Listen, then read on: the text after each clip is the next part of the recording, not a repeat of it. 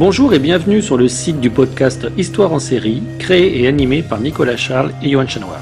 Au programme, une analyse des séries d'hier, d'aujourd'hui et de demain par les spécialistes des questions mobilisées par nos shows préférés.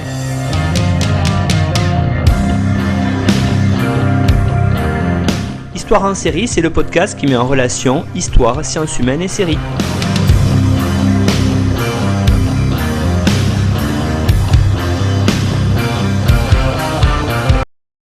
Hola y bienvenidos a Histoire en Serie en castellano, el podcast que se interesa en la historia de España y América Latina a través de las series.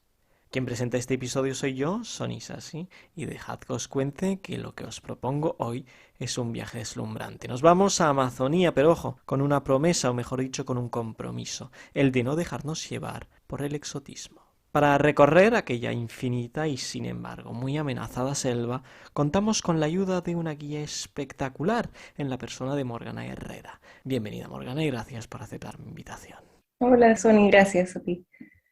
Y ante todo te voy a presentar, eres una investigadora franco-peruana, doctora en estudios latinoamericanos por la Universidad de Toulouse-Jean Jaurès y también diplomada en lengua y civilización quechua por el INALCO. En la actualidad eres docente en el Departamento de Estudios Ibéricos y Latinoamericanos de la Universidad Sorbonne Nouvelle en París. En tu trabajo te dedicas a investigar sobre las producciones intelectuales y artísticas de la Amazonía peruana. Y cabe mencionar que las ediciones del IFEA están a punto de publicar tu tesis doctoral bajo el título Ahora le toca a la selva, propuestas regionalistas y redefiniciones de lo amazónico tras el cuarto centenario del descubrimiento del río Amazonas de 1942. O sea que en tus trabajos has estudiado la relación entre el Estado peruano y lo que podría ser su frontera verde, para retomar el título de la serie de la que nos vas a hablar hoy. Así es, muchas gracias por la presentación. Las víctimas son misioneras de la Iglesia del Edén. Es una secta de solo mujeres. ¿Cómo le sacaron el corazón sin dejar ningún rastro de sangre? Un mensaje. Una amenaza. Esa cara nos muestra la edad que tiene. Eso no lo hizo ningún indígena. Solamente un hombre blanco es así de sádico. ¿Y quién? Un demonio. Llevo días estudiándote. Quiero que me enseñes a ver cómo tú ves. Yo no soy quien para darle sus secretos.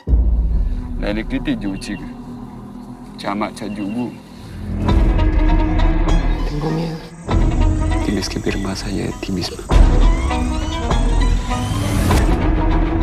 Hay algo.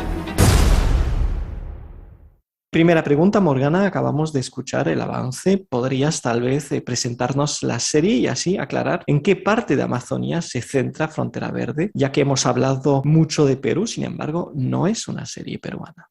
Es cierto, vale precisarlo. Y en Frontera Verde entonces es una miniserie colombiana que fue producida por una productora colombiana, dirigida por directores colombianos tan reconocidos como Ciro Guerra, Laura Mora y Jacques Tourmont.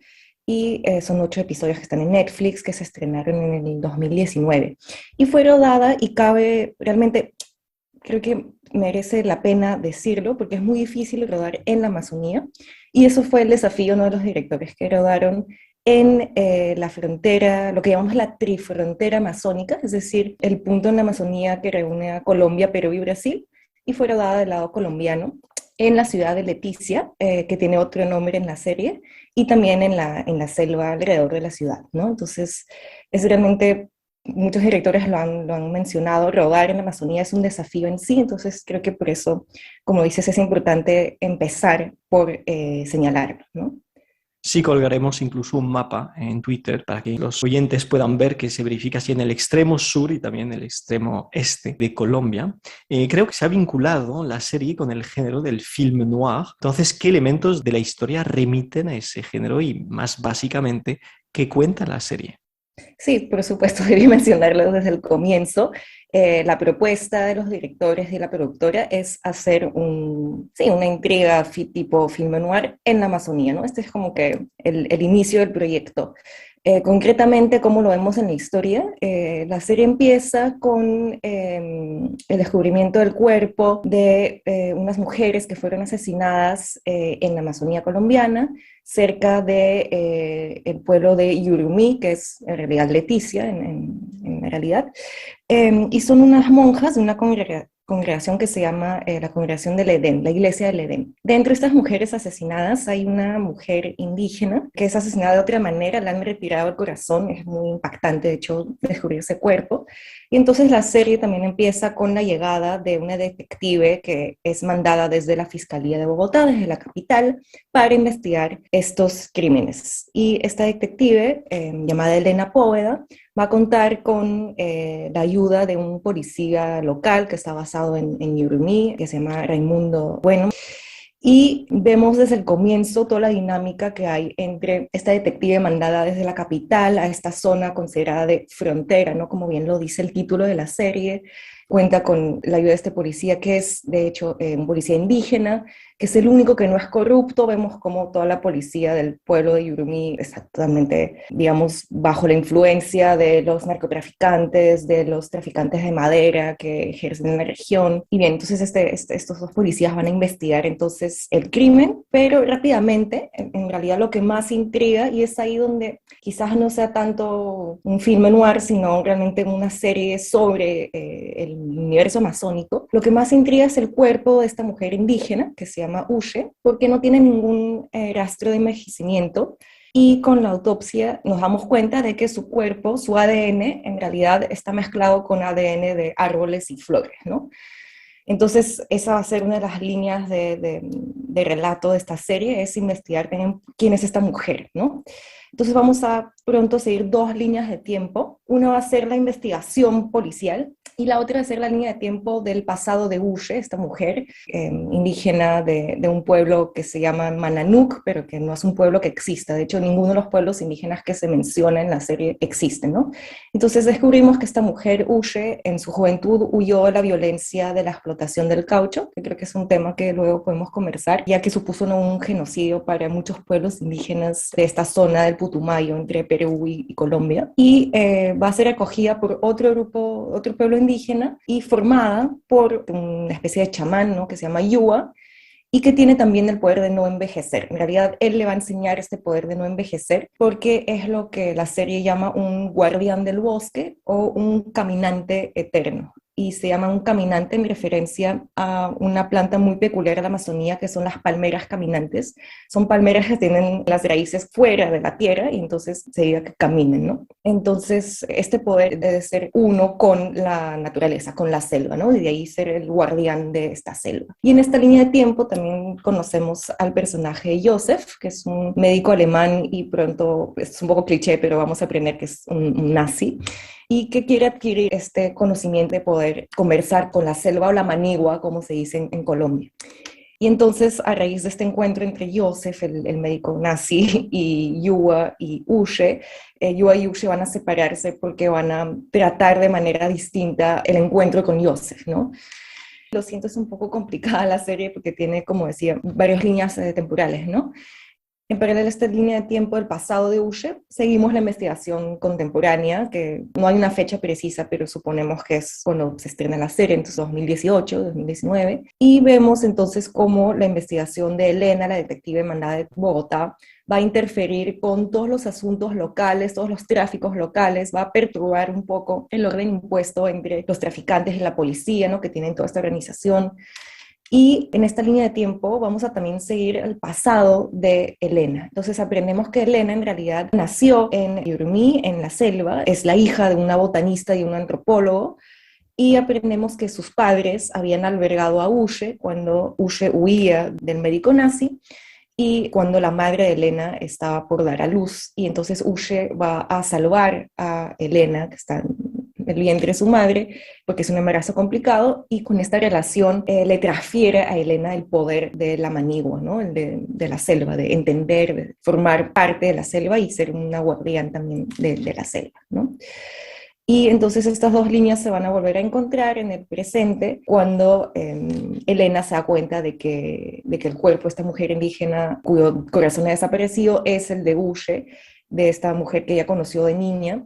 Y cuando se da cuenta que quien le retiró el corazón ha sido Joseph, que encontró también la manera de no envejecer, robándose justamente este poder de Ushe con su corazón, ¿no? Entonces, al final de la serie va a ser un enfrentamiento entre Elena y Joseph, y es un final un poco abierto, donde vemos que Elena por fin entiende el poder que ella tiene, ¿no? de comunicar con la selva, y se va a enfrentar a Joseph en una especie de mundo paralelo, donde sus dos conciencias se enfrentan y Elena es guiada por la conciencia de Ushe.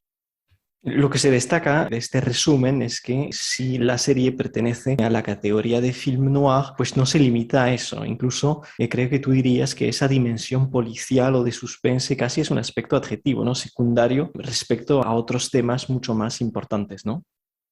Sí, por supuesto. De hecho, en las notas de intenciones de la productora siempre lo dice, ¿no? Es solo un punto de partida esta investigación policíaca. Y si uno busca un whodunit clásico tipo Agatha Christie, en realidad no es lo que propone la serie, ¿no? Rápidamente, cuando hay un personaje, un médico alemán nazi, uno sabe quién es el malo de la película, ¿no? No es el punto no es encontrarlo, sino realmente plantear todo este universo amazónico. Y eso es lo que a mí me pareció lo más interesante, ¿no? Que se haya logrado realmente pensar la serie desde el territorio amazónico, que es lo que propone la Amazonía como grandes temáticas, y lo que más han logrado, me parece, los directores es una representación de lo amazónico que se aleja de lo exotizante, como decías al inicio, ¿no?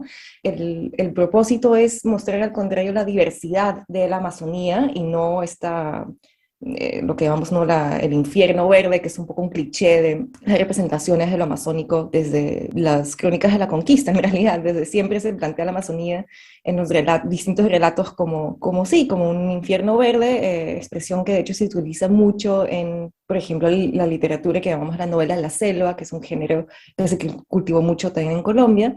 Y entonces la propuesta de Frontera Verde es más bien mostrar no algo homogéneo, sino la diversidad de la Amazonía, mostrar a distintos grupos sociales y en particular a distintos grupos indígenas, teniendo cuidado, ¿no? con las representaciones de los pueblos indígenas, que también han sufrido mucho de clichés, sea en la literatura, en las artes, en el cine, ¿no?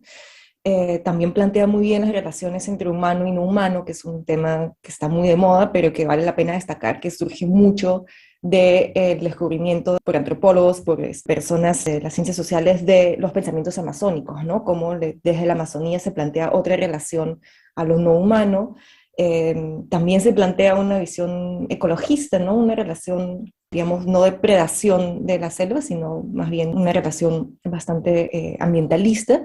Y también yo creo que lo más original es que se inventan una nueva mitología, ¿no? Para tratar de estos temas, ¿no?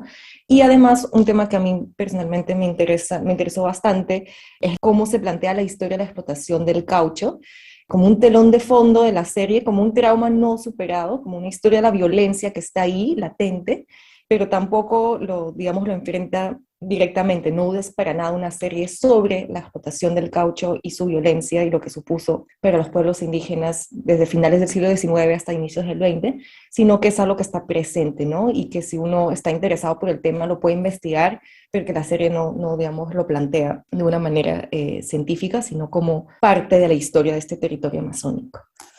Si lo entendemos, la Amazonía es mucho más que un decorado en la serie, y creo que vale la pena detenerse un poco para hablar de estas distintas dimensiones de la selva tal y como aparecen en la serie.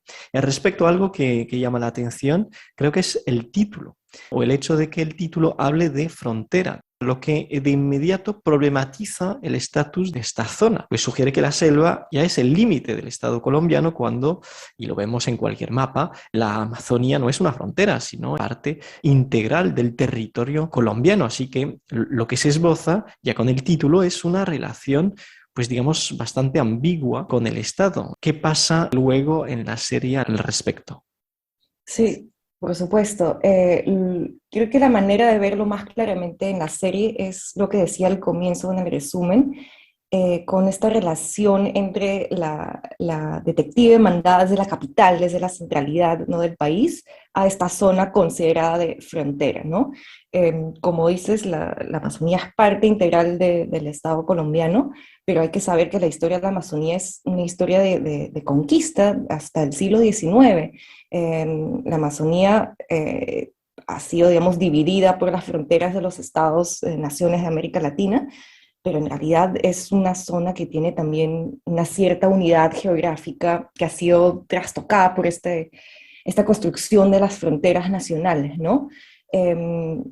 Y hasta hoy en día, desde muchos países amazónicos, bueno, prácticamente casi todos los países de América del Sur son amazónicos, cuando lo pensamos, ¿no? Hay más de 7 países que tienen Amazonía en América del Sur, y desde las capitales siempre se plantea como esta zona alejada, territorio de nadie, que ha sido integrada de manera gradual a los estados, en realidad a partir del siglo XIX, durante la colonización de América. La Amazonía no ha sido un territorio explorado, pero no ha sido para nada un territorio integrado a los virreinatos españoles. Ha sido una zona considerada como peligrosa, difícil de acceso, cosa que lo es, ¿no? Difícil de acceso, por supuesto, y una zona que no interesaba en realidad al Estado, a la corona española, ¿no? Si empieza realmente a integrarse durante el siglo XIX a los estados nacionales latinoamericanos, es porque estos se construyen en ese periodo, y sobre todo a partir de los años 1860, interesa la Amazonía por justamente sus recursos, y en gran medida por el caucho, ¿no? que es el látex que proviene de los árboles de los cebeas en la Amazonía, y entonces en ese momento los estados latinoamericanos se interesan por integrar realmente la Amazonía a sus estados. Y en el caso de la zona que vemos en esta serie, es doblemente una frontera, porque es a la vez la extrema frontera de Colombia, y también es una zona que durante muchos años ha sido no definida, ¿no? Sino hasta los años 1920 formaba parte en realidad del territorio peruano, porque justamente no había estas fronteras tan definidas, y pasa al territorio colombiano después de la explotación cauchera, con un acuerdo entre Perú y Colombia, ¿no? Entonces, lo que vemos también en la serie es esta no definición tan marcada de la frontera cuando uno está en el terreno, ¿no? Vemos con facilidad cómo los policías pasan de Brasil a Colombia caminando, ¿no? Y como hay una sociedad de fronteras, es decir, una circulación, una facilidad de comunicación. Por ejemplo, la gente habla tanto portugués como español y se entiende, ¿no? Hay muchas escenas en que la detective le habla en español y le contestan en portugués. Es una zona de tráfico porque justamente son fronteras que son un poco vigiladas. En fin, creo que en todos esos momentos vemos, ¿no?, cómo se plantea esta problemática. Sí, también la selva colombiana es un territorio con muchas riquezas, con lo cual constituye un lugar muy codiciado que atrae a mucha gente que quiere explotar estos recursos. ¿Cómo aparecen en la serie estos aspectos a la vez económicos y culturales? Sí, es una zona en la que los traficantes pueden prosperar, porque hay mucha impunidad, hay, como lo vemos en la serie, la corrupción de la policía que trabaja con ellos, policías que son en realidad abandonados también en gran parte por el Estado central, entonces sobreviven como pueden con los actores locales, ¿no? Y de hecho hay pocas instituciones estatales que funcionen bien en la Amazonía, y lo hemos visto de manera muy trágica con el COVID.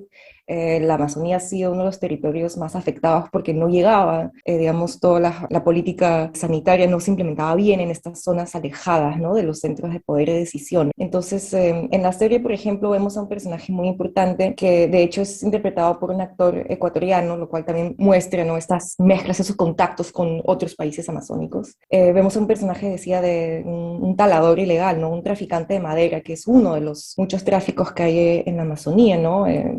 Pensamos en la tala de madera, pensamos también en la explotación del oro, ¿no? Es una zona también de muchos minerales, la selva amazónica, y gran parte de la deforestación hoy en día se debe a la minería ilegal, ¿no?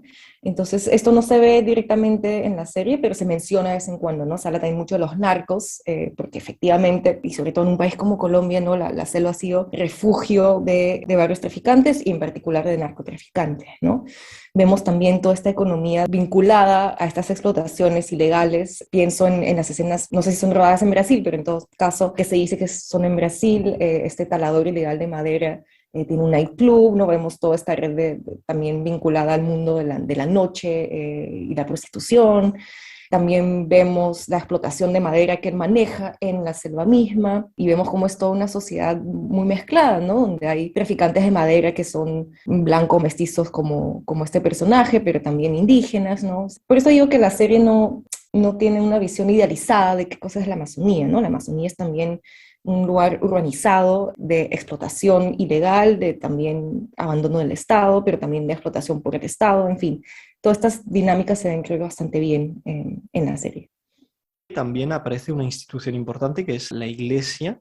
Sí, la historia de la Amazonía o de la integración de la Amazonía a los estados-naciones latinoamericanos no se puede entender sin el papel de la Iglesia. Y es decir, que las congregaciones religiosas en la Amazonía han sido agentes de territorialización de los estados desde, bueno, los primeros desde la colonia española, pero sobre todo durante el siglo XIX. Y en la serie vemos a una congregación religiosa bastante extraña, la verdad, porque son monjas alemanas, que creo que entendemos que llegan a esta zona en los años 40, y vemos cómo cumplen con todas las funciones que siempre se le ha delegado a las misiones religiosas en la selva, que es la misión de, y aquí no se me ve, pero lo digo con comillas, la misión de civilizar, como se decía en el siglo XIX, pero también en el siglo XX. ¿Qué entendemos por civilizar? Lo que se entendía desde los estados latinoamericanos era sedentarizar a los pueblos indígenas, hacerles trabajar, explotar la selva para beneficio económico, castellanizarlos por la educación, por supuesto, pero también algo tan simple y básico como vestirlos, ¿no? Hay todo un imaginario desde los centros de poder hegemónicos de pensar a los indígenas amazónicos como salvajes, desnudos, y la misión de las misiones religiosas era también concretamente eso, ¿no? Vestirlos. Y eso lo vemos muy bien en la serie, porque Uche, cuando estamos en la línea temporal del pasado y vemos que huye de la violencia del médico alemán, se va a refugiar dentro de esta congregación de monjitas alemanas. Y lo primero que hace, hay una escena en que vemos cómo se quita las pinturas corporales de su pueblo, ¿no? Que es algo muy común en las comunidades amazónicas, ¿no? De pueblos indígenas amazónicos. Hay muchos que utilizan con tintes naturales estas pinturas corporales, y vemos cómo Uche entonces se quita la pintura y se viste como las monjas de esta congregación, ¿no? Entonces, me parece que en la serie puede parecer como un detalle, pero es realmente un marcador visual propio de esta misión supuestamente civilizadora que tenían, ¿no? los religiosos y las religiosas en la selva amazónica. Quisiera ahora que nos centráramos más en los habitantes originarios de esta selva. A tu parecer, ¿consigue también la serie representar la diversidad de los indígenas y su forma de vida en la Colombia contemporánea? Sí, yo creo que ese es el gran acierto de la serie. Hay que mencionar que uno de los directores y productores es Ciro Guerra. Este director colombiano ya había rodado en la Amazonía una película alucinante del 2015, me parece, que se llama El abrazo de la serpiente, y ya había trabajado con actores indígenas y con lenguas indígenas. Entonces, yo creo que hay todo un cuidado en la serie con respetar eso, mostrar, y además algo que creo que hay que destacar es que se muestran distintas maneras de relacionarse con la indigeneidad, ¿no? Distintas identidades indígenas, no solo distintos grupos indígenas, sino distintas maneras de ser indígenas. Pienso en el concepto, creo que de Homi Bhabha, que es el othering, ¿no? Que es uno de los defectos desde los discursos hegemónicos, es homogeneizar al otro como un otro y no mostrar que hay una variedad de seres humanos, ¿no? Que tienen distintas maneras de relacionarse con sus identidades. Y la serie no hace este proceso de othering, sino que realmente muestra distintos grupos. Por ejemplo, algo que creo que está bien verlo y que permite que no haya ninguna idealización sobre los pueblos indígenas cosa que hay mucho con los discursos ambientalistas, ¿no? De todos los indígenas están conectados con la naturaleza y son todos guardianes del bosque. Vemos que no. En la serie hay dos grupos indígenas que se van a enfrentar. El grupo indígena al que pertenece Yua y Uche, que son los dos guardianes de la selva, y un grupo que se llama los Yarucawa, que ellos han pactado con el médico nazi, ¿no? Joseph. Y de hecho es algo que también se dio durante la época de explotación cauchera. Se vio como algunos grupos indígenas pactaban con los capataces y también ejercían violencia hacia otros grupos indígenas, ¿no? O sea, digamos que dentro de esta relación de explotación con la Amazonía, muchos migrantes mestizos y blancos explotaron también conflictos que había entre grupos indígenas para manejarlos a su vez, ¿no? Entonces vemos ese tipo de no idealización de grupos indígenas con los Yarucawa y el grupo de Uche y Yua. Vemos también a un personaje como Raimundo Bueno, que es indígena, él viene de un resguardo indígena, ¿no? Un resguardo es una unidad administrativa propia a Colombia para poblaciones indígenas, donde tienen un cierto, digamos, derecho de autonomía como poblaciones indígenas. Raimundo viene de un resguardo indígena, pero ahora trabaja para el Estado, es policía. Y él es, digamos, un personaje que muestra muy bien cómo se puede, digamos, circular entre estos dos mundos, ¿no? O sea, no son mundos no conectados, sino que perfectamente uno puede ser policía y venir de un resguardo indígena. De hecho, la serie, una de las primeras palabras que intercambian Elena y Raimundo es sobre este hecho, porque Elena le dice a Raimundo, ¿y usted por qué no tiene uniforme? Y Raimundo le explica que para poder circular dentro de los resguardos que tienen su propia guardia indígena, que tienen su propia policía, él no puede llevar el uniforme del Estado, pero aún así es un policía. Y también vemos, entonces, como decía, los indígenas del resguardo de Raimundo, que también van a la ciudad, también van a Yurumí, que es entonces esta representación de Leticia en la serie, cuando quieren enterarse de qué ha pasado con el cuerpo de Uche. Entonces, no es que estén perdidos en la selva y que no tengan idea de dónde, que no circulen, digamos, desde su resguardo hacia la ciudad, a pesar de que esté un poco lejos, a pesar de que haya que ir en lancha, que es un viaje de varias horas, igual aún así circulan, ¿no? Y es algo que la serie lo muestra bastante bien. Y como decía, también vemos indígenas que colaboran con la explotación ilegal de madera, ¿no? O sea, no solo hay guardianes del bosque, sino también hay explotadores de la Amazonía, de los productos naturales de la Amazonía. Y por fin vemos a lo que yo creo es el tipo de indigeneidad que más ha circulado cuando pensamos en la Amazonía, y es la cuestión de los llamados no contactados, que es también un término un poco polémico. Por ejemplo, yo sé que en Perú se habla más bien de poblaciones indígenas en contacto inicial. ¿A qué nos referimos cuando hablamos de no contactados o en contacto inicial? Nos referimos a grupos indígenas que supuestamente viven en la selva sin nunca, digamos, vincularse con otros grupos sociales que están en aislamiento y que viven de manera, digamos, muy tradicional, ¿no? En la serie, el grupo al que pertenecen Yua y Uche es un grupo que los policías llaman los no contactados, ¿no? No contactados es una palabra polémica porque muchos historiadores y antropólogos han demostrado que en realidad los que llamamos indígenas no contactados son indígenas que conocían perfectamente, digamos, se relacionaban con mestizos y blancos, con migrantes, con centros urbanos, pero que durante la época del caucho, que supuso esta extrema violencia hacia ellos, huyeron de estos círculos económicos y, como decimos, se metieron selva adentro, monte adentro, ¿no? Es decir, que se alejaron de zonas peligrosas para ellos y formaron estos grupos no contactados. Y además, yo creo que lo interesante es que se utilice lenguas indígenas, ¿no? Los actores hablan ticuna y huitoto. Lo mencioné anteriormente, pero los nombres, los endonimios de los grupos indígenas en la serie son inventados, son ficticios.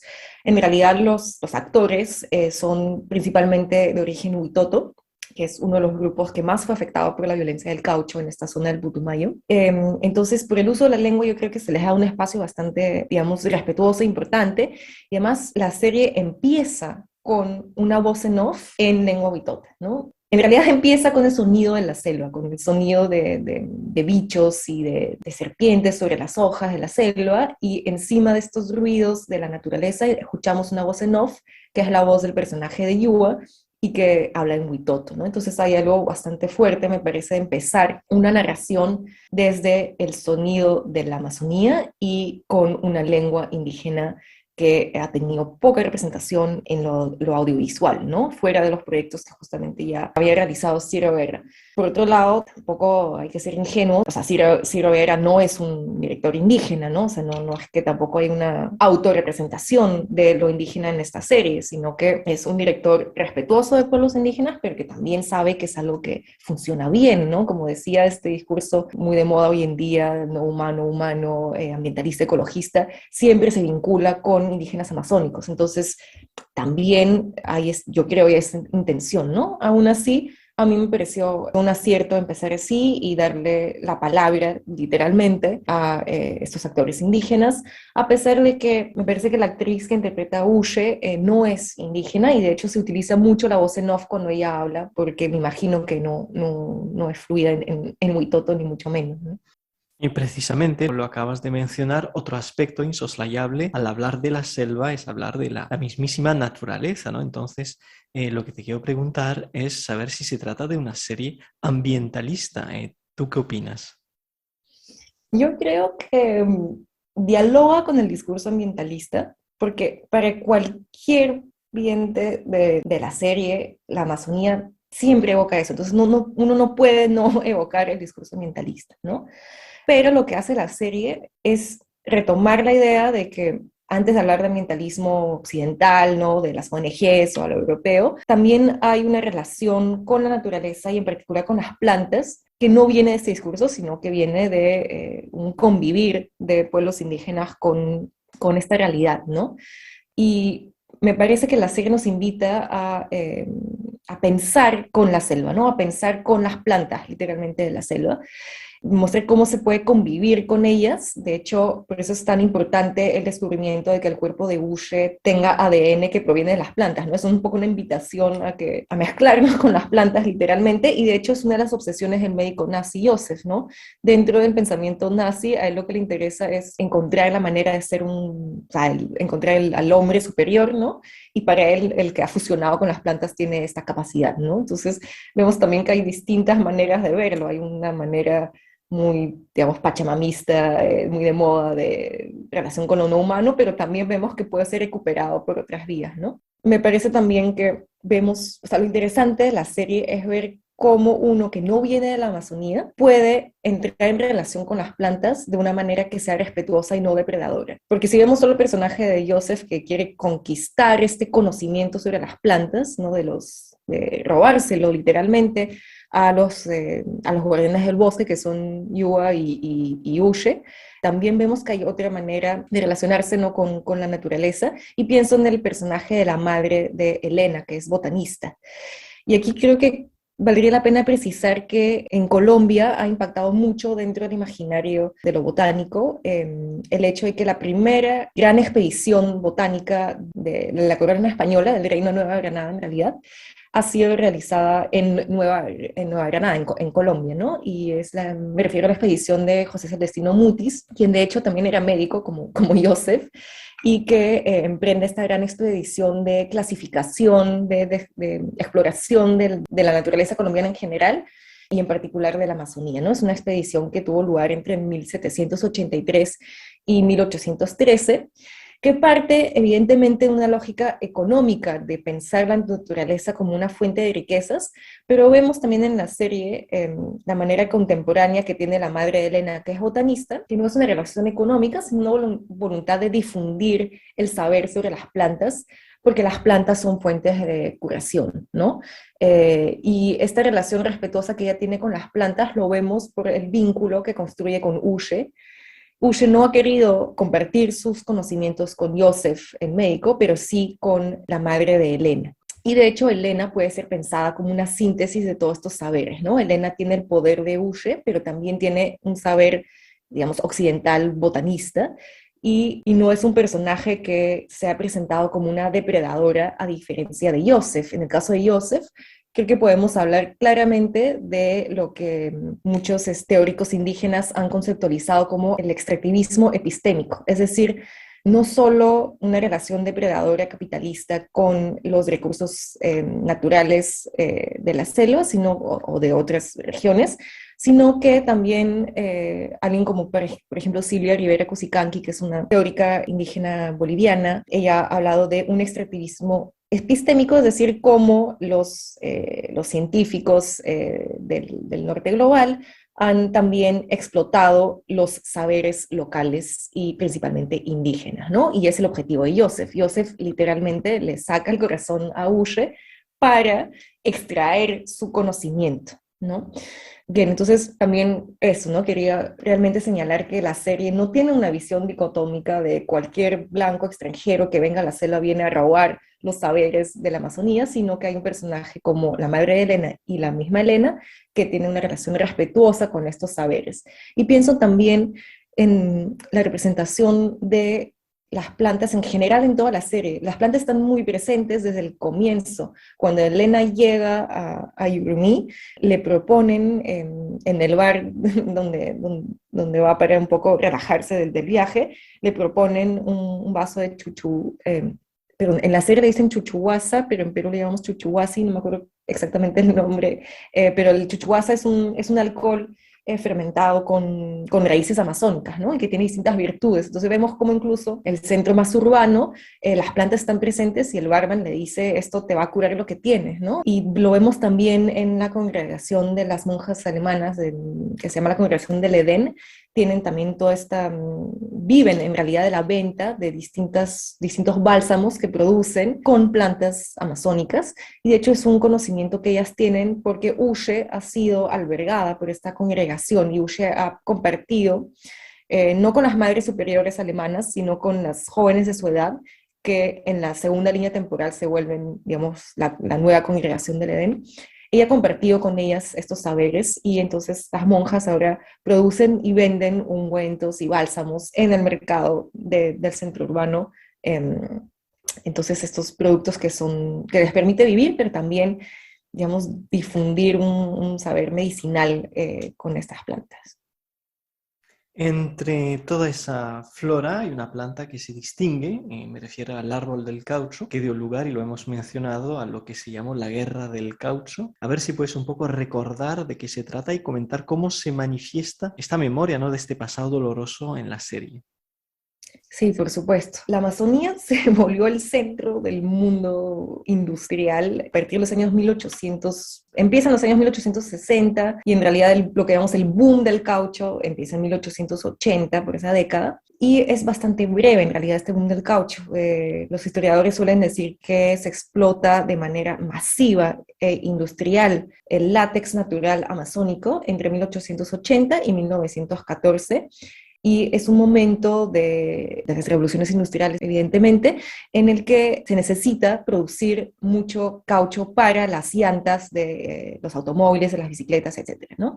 Entonces, dentro de este descubrimiento de cómo el látex natural amazónico permite ser empleado para construir estas llantas, se empieza a explotar de manera masiva estos árboles hebeas, y la historia trágica de esta explotación no es solo, digamos, una violencia hacia el árbol mismo del caucho, sino sobre todo hacia la mano de obra que fue principalmente y casi exclusivamente indígena amazónica.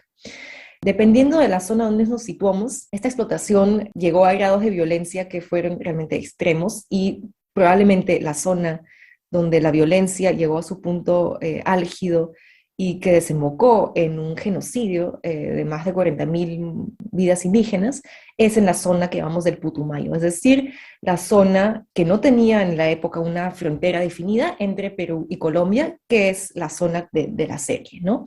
Como decía, los que llamamos no contactados hoy en día son indígenas que han huido de esta vorágine de violencia que se desencadenó en esta zona de frontera que era tierra de nadie. Es decir, que probablemente el cauchero, el explotador de caucho más conocido de esta historia es un peruano llamado Julio César Arana, que tenía una explotación que básicamente era 1/3 de la Amazonía colombiana, ¿no? Prácticamente el tamaño de Suiza.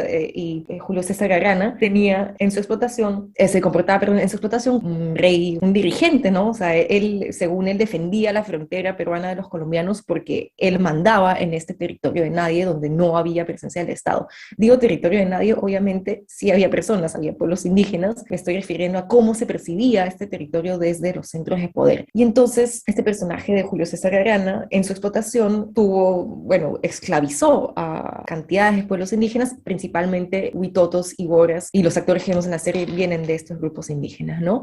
En esa época, la imagen de la Amazonía como un infierno verde se transformó para ser el infierno de la explotación cauchera. De hecho, en la serie se habla mucho del personaje de Joseph como un diablo blanco. Yo creo que esto remite directamente a la visión de los caucheros que tenían los pueblos indígenas. Primero, porque eran efectivamente migrantes blancos o mestizos de otras partes del país, pero también porque los caucheros tenían una vestimenta muy característica de ellos, que a nosotros nos evoca en Francia quizás más bien un traje un poco colonial, ¿no? Con ese sombrero blanco y esas camisas blancas en el medio de la selva. Entonces yo creo que también una reminiscencia de esto cuando en la serie se habla de Joseph como este diablo blanco, ¿no? Y la otra manera que tiene la serie de abordarlo es explicando que Yua, el personaje Yua, es lo que llamamos un esclavo eterno, según la serie. Y esta idea de la esclavitud en la historia de la Amazonía se asocia al momento de la explotación cauchera, ¿no? Porque era efectivamente lo que ocurría. Y de hecho, cuando se denunció esta explotación esclavizante de los pueblos indígenas, se habló del escándalo del Putumayo y fue denunciado por, entre otras instituciones, por la Sociedad Antiesclavista de Londres, porque la explotación de Julio César Arana tenía capital británico. Entonces hubo investigaciones sobre lo que ocurría allá, fue denunciado por periodistas locales colombianos y peruanos, y entonces se investigó desde Inglaterra, se mandó a investigadores para saber qué es lo que ocurría allá, y se denunció entonces, se evidenció que había casos de esclavitud y sobre todo de violencia, de tortura y de muerte, ¿no? Entonces, cuando vemos el cuerpo de Uche en el primer episodio de la serie, que es colgada por las manos y sin el corazón, lo primero que dice Elena es: así colgaban los indígenas en las explotaciones caucheras, y Reinaldo contesta, ¿no? que efectivamente, y que él viene de un pueblo que ha sido afectado por la violencia del caucho, y que de hecho el cuerpo de Uche se encuentra en una antigua cauchería, ¿no? En una ruina de las caucherías, de las antiguas caucherías. Pues muchas gracias, Morgana. Creo que ahora los oyentes lo saben todo para entender perfectamente Frontera Verde. Esta serie lo hemos entendido bastante original, que está disponible en Netflix. No sé si quisieras añadir algo, tal vez recomendar otra vez esta película de Ciro Guerra, que también es uno de los directores de Frontera Verde, que es El abrazo de la serpiente, que tiene mucho que ver con esta guerra del caucho, ese boom del caucho. Sí, por supuesto. Recomendaría efectivamente El abrazo a la serpiente, pero también me gustaría recomendar que vean las obras, las pinturas de un grupo de varios pintores boras y huitotos de la Amazonía peruana, pero que en realidad vienen de familias que han sido desplazadas por la violencia del caucho y que tienen también familia en Colombia. En Perú hay todo un movimiento de artistas indígenas amazónicos que han permitido que se entienda la violencia del caucho y que se visibilice, porque en realidad es una parte de la historia peruana y colombiana que a veces que no forma parte de una historia oficial. Y estos pintores indígenas amazónicos han permitido que circulen imágenes de esta época, representando los testimonios de sus abuelos, de sus ancestros, sobre lo que supuso esta violencia del caucho. Y pienso principalmente en Santiago Yahuarcani, que es un pintor amazónico peruano, en su hijo, Rember Yahuarcani, y también en otro pintor que se llama Bruce Rubio, que tiene realmente obras muy impactantes sobre este periodo. Obviamente todas las referencias aparecerán en la página internet del podcast. Pues otra vez muchas gracias, ya se está terminando el programa. Como siempre, si os ha gustado el programa podéis seguirnos en las redes sociales y animarnos a seguir grabando. No dudéis en recomendar el podcast a vuestros amigos, estudiantes, alumnos hispanohablantes o que quieran aprender el español. Saludos y hasta muy pronto. Muchas gracias, Sony. Hasta luego.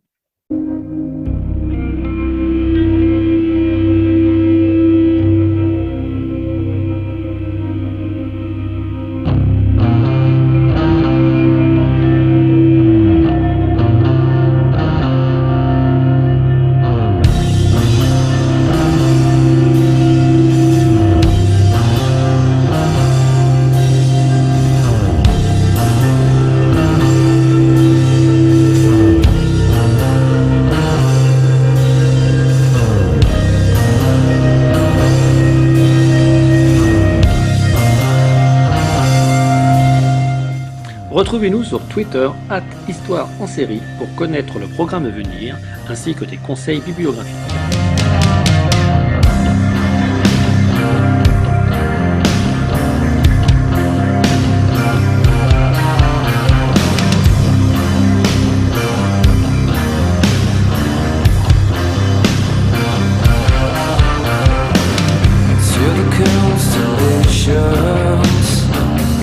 Travel launches to clear. Such a beautiful planet populated by a stranger animal.